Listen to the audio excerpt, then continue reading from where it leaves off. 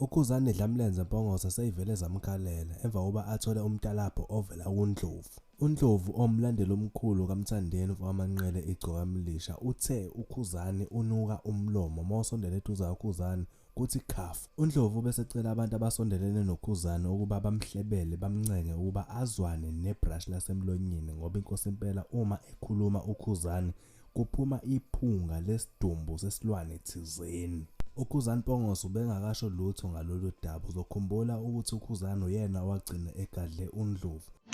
Mabhinci, ngiyacela bakithi hayi ngoba ngidelela, ngiyacela kwabazi noma kwabasondelene kakhulu noKhuzani umfowabo Mpongose, cela bemtshele bakithi uKhuzani axubhe.